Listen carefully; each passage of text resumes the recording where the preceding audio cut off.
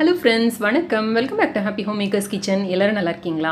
இன்னைக்கு நம்ம பார்க்க போறது ஒரு 10 நிமிஷத்துல செய்யக்கூடிய டிஷ். இது வந்து நீங்க பிரேக்ஃபாஸ்ட், லஞ்ச், டின்னர் எதுக்கு வேணாலும் சாப்பிடலாம். இல்ல ஈவினிங் ஸ்நாக்காவும் குழந்தைங்களுக்கு கொடுக்கலாம். ரொம்ப பேலன்ஸ்டான டிஷ்ஷா இருக்கும். அரிசி, பருப்பு, தேங்காய் எல்லாம் சேர்ந்த ஒரு கலவை. இது ஒரு பழங்காலத்து டிஷ். இதுக்கு பேர் அரிசி பருப்பு சுண்டல்.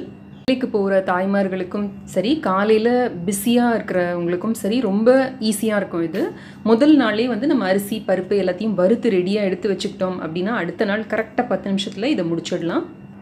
வாங்க இப்போ இதை எப்படி செய்கிறதுன்னு பார்ப்போம். இந்த ரெசிபி உங்களுக்கு பிடிச்சிருந்ததுன்னா லைக் பண்ணுறதுக்கும் பக்கத்தில் இருக்கிற சப்ஸ்கிரைப் பட்டனை ப்ரெஸ் பண்ணுறதுக்கும் மறக்காதீங்க. அதுக்கு பக்கத்தில் இருக்கிற அந்த பெல் பட்டனையும் சேர்த்து அழுத்துனீங்க அப்படின்னா நான் புது புது வீடியோ அப்லோட் பண்ணுறப்பெல்லாம் உங்களுக்கு நோட்டிஃபிகேஷன் வரும். மிஸ் பண்ணாமல் பார்க்கலாம். அரிசியில் இருக்கிற கார்போஹைட்ரேட், பாசிப்பயிரில் இருக்கிற புரதம், அப்புறம் தேங்காயில் இருக்கிற நல்ல கொழுப்பு எல்லாம் சேர்ந்த ஒரு சரிவிகித உணவு. இது டைஜஸ்ட் ஆகிறதுக்கும் ரொம்ப எளிமையாக இருக்கும். அதே சமயம் நல்ல நிறைவாக இருக்கும் வயிற்றுக்கு. விரதம் இருக்கிற நாட்களில் ஒருவேளை மட்டும் பலகாரம் சாப்பிட்றப்ப இதை செய்து சாப்பிடுவாங்க யூஸ்வலாக. ஸோ இதில் இஞ்சி, பூண்டு, வெங்காயம் எதுவுமே வராது. இதில் நம்ம குழந்தைங்களுக்கு எக்ஸாம் டைம் வரப்போ படிக்கிறதுல கவனம் தேவையாக இருக்கிறப்ப அவங்களுக்கு இந்த இஞ்சி, பூண்டு, மசாலா இந்த மாதிரி ஐட்டம்ஸை வந்து நம்ம குறைச்சிட்டு இந்த மாதிரி சாத்வீகமான டயட் கொடுத்தோம்னா அவங்களுக்கு படிப்பில் கான்சென்ட்ரேட் பண்ணுறதுக்கு ரொம்ப உதவியாக இருக்கும்.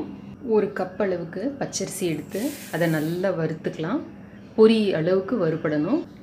அரிசி இப்போ பார்த்தீங்கன்னா நல்லா பொரி மாதிரி பொரிய ஆரம்பிக்குது பாருங்கள். இந்த மாதிரி அரிசி நல்லா செவந்து பொரிஞ்சோடனே பக்கத்தில் இருக்கிற பிளேட்டில் கொட்டி ஆற வச்சுருங்க.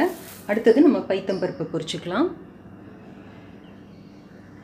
ஒரு தடவை இந்த மாதிரி ட்ரையாக ரோஸ்ட் பண்ணி முடிச்சதுக்கப்புறமா இந்த மாதிரி வானலில் ஒரு தடவை தொடச்சி விட்டுட்டு அடுத்தது இதில் 2 டேபிள் ஸ்பூன் அளவுக்கு பைத்தம்பருப்பு எடுத்திருக்கேன். இதையும் போட்டு நல்லா செவக்க வறுத்து எடுத்துக்கலாம். நல்லா செவக்க வறுப்பட்டிருக்கு. இதையும் எடுத்து கொட்டிக்கலாம். ஒரு குக்கர் அடுப்பில் வச்சுட்டு 1 டேபிள் ஸ்பூன் அளவுக்கு தேங்காய் எண்ணெய் எடுத்துக்கோங்க. தேங்காய் எண்ணெய் இந்த அரிசி பருப்பு சுண்டலுக்கு ரொம்ப டேஸ்ட்டாக இருக்கும். எண்ணெய் காஞ்ச உடனே 1/4 டீஸ்பூன் கடுகு சேர்த்துக்கலாம். 1/2 டீஸ்பூன் உளுத்தம் பருப்பு, ஸ்பூன் கடலைப்பருப்பு, சிட்டிகை சீரகம், ஒரு ஆர்க்கு கருவேப்பிலை, நம்ம வறுத்து வச்சிருக்கிற அரிசி பயிறு கலவை, ஒரு சின்ன பீஸ் பெருங்காயம், தேவையான அளவு உப்பு, மிளகாய், ஒரு பச்சை மிளகாய். இது வந்து உங்கள் கார அளவுக்கு ஏற்றபடி நீங்கள் அட்ஜஸ்ட் பண்ணிக்கலாம். அளவுக்கு தண்ணி.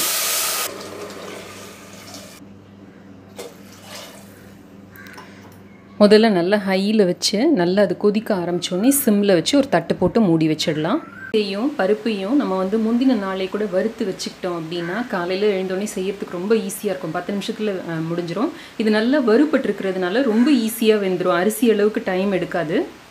நீங்கள் ஓப்பன் மெத்தடில் குக் பண்ணுற மாதிரி இருந்தீங்கன்னா பக்கத்தில் கொஞ்சம் வெந்நீர் ரெடியாக வச்சுக்கோங்க. ஒருவேளை நடுவில் கொஞ்சம் காஞ்ச மாதிரி இருந்தது அப்படின்னா கொஞ்சம் வெந்நீர் ஊற்றிக்கலாம். குக்கரில் வைக்கிற மாதிரி இருந்ததுன்னா 2 விசில் சரியாக இருக்கும். பட் முடிஞ்ச வரைக்கும் குக்கரில் வைக்கிறத அவாய்ட் பண்ணிட்டு ஓப்பன் மெத்தடில் குக் பண்ணலாம். அது ஒரு வாசனையாக டேஸ்ட்டாக இருக்கும். இப்போ நல்லா கொதிக்க ஆரம்பிச்சிருக்கு. நான் சிம்மில் வச்சு ஒரு மூடி போட்டு இப்படி மூடி வச்சிட போகிறேன். இடையில கிளறி விட்டுட்டு இருக்க போகிறேன். ஒரு 10லேருந்து 12 நிமிஷத்துக்குள்ளே நமக்கு வெந்து ரெடி ஆகிடும். இப்போ கரெக்டாக 10 நிமிஷம் இருக்குது. நான் நடுவில் ஒரே ஒரு தடவை மாத்திரம் கிளறி விட்டேன். பாருங்கள், நல்லா வெந்திருக்கு. இது நீங்கள் குக்கரில் வைக்கணும்னு கூட அவசியம் இல்லை. வெளியில் வச்சாலே நல்லா வெந்துடும். ஓப்பன் மெத்தட்லேயே நல்லா வெந்துடும். இது இந்த மாதிரி பொலன்னு தான் இருக்கும். இப்போ இதோட ஒரு 3 டேபிள் ஸ்பூன் அளவுக்கு ஃப்ரெஷ்ஷாக திருவின தேங்காய் இதையும் ஆட் பண்ணிக்கலாம். இது வந்து ஒரு நல்ல ஹோல்சம் பிரேக்ஃபாஸ்ட் டிஷ்ஷாக இருக்குங்க. காலையில் செய்து கொடுத்தோம்னா அரிசி, பருப்பு, தேங்காய் எல்லாம் சேர்ந்து ரொம்ப டேஸ்ட்டாகவும் இருக்கும், ஹெல்த்தியாகவும் இருக்கும். இந்த தேங்காயை போட்டு கலந்து விட்டுட்டு ஆஃப் பண்ணிடலாம்.